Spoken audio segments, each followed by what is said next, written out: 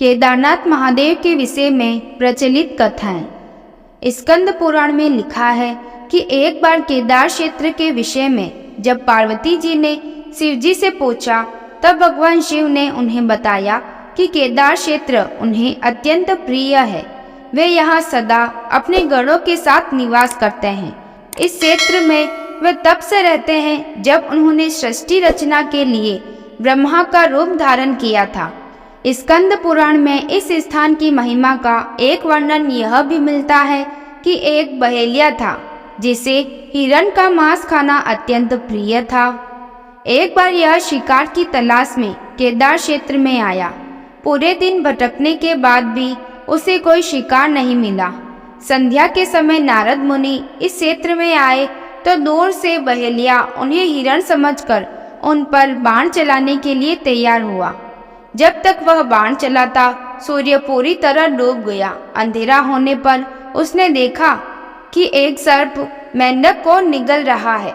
मृत होने के बाद मेंढक शिव रूप में परिवर्तित हो गया। इसी प्रकार बहेलिया ने देखा कि एक हिरण को सिंह मार रहा है। मृत हिरण शिव गणों के साथ शिवलोक जा रहा है। इस अद्भुत दृश्य को देखकर बहेलिया हैरान था। इसी समय नारद मुनि ब्राह्मण वेश में बहेलिया के समक्ष प्रकट हुए। बहेलिया ने नारद मुनि से इन अद्भुत दृश्यों के विषय में पूछा। नारद मुनि ने उसे समझाया कि यह अत्यंत पवित्र क्षेत्र है। इस स्थान पर मृत होने पर पशु पक्षियों को भी मुक्ति मिल जाती है। इसके बाद बहेलिया को अपने पाप कर्मों का स्मरण हो आया कि किस प्रकार उसने पशु पक्षियों की हत्या की है। बहेलिया ने नारद मुनि से अपनी मुक्ति का उपाय पूछा।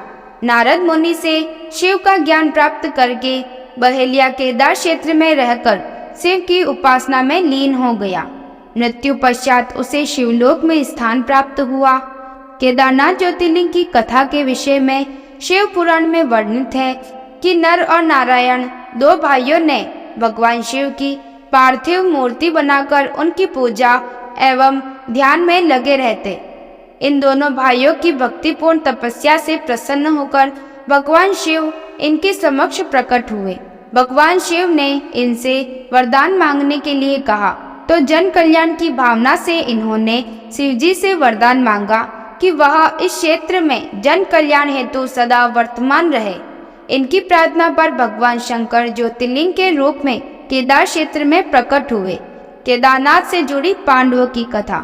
शिव पुराण में लिखा है कि महाभारत के युद्ध के पश्चात पांडवों को इस बात का प्रायश्चित हो रहा था कि उनके हाथों उनके अपने भाई बंधुओं की हत्या हुई है।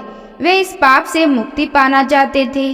इसका समाधान जब उन्होंने वेदव्यास जी से पूछा तो उन्होंने कहा कि बंधुओं की हत्या का पाप तभी मिट सकता है जब शिव जी इस पाप से मुक्ति प्रदान करेंगे। शिव पांडवों से अप्रसन्न थे, अतः पांडव जब विश्वनाथ के दर्शन के लिए काशी पहुँचे तब वहां भगवान शंकर प्रत्यक्ष प्रकट नहीं हुए। शिव जी को ढूंढते हुए पांचों पांडव केदारनाथ पहुँचे। पांडवों को आया देखकर शिव जी ने भैंस का रूप धारण कर लिया और भैंस के झुंड में शामिल हो गए।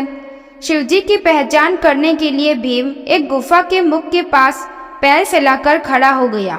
सभी भैंस उनके पैर के नीचे से होकर निकलने लगी, लेकिन भैंस बने शिव ने पैर के नीचे से जाना स्वीकार नहीं किया। इससे पांडवों ने शिव जी को पहचान लिया। इसके बाद शिव वहां भूमि में विलीन होने लगे।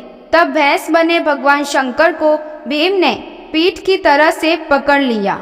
भगवान शंकर पांडवों की भक्ति एवं दृढ़ निश्चय को देखकर प्रकट हुए तथा उन्हें पापों से मुक्त कर दिया। इस स्थान पर आज भी द्रौपदी के साथ पांचों पांडवों की पूजा होती है।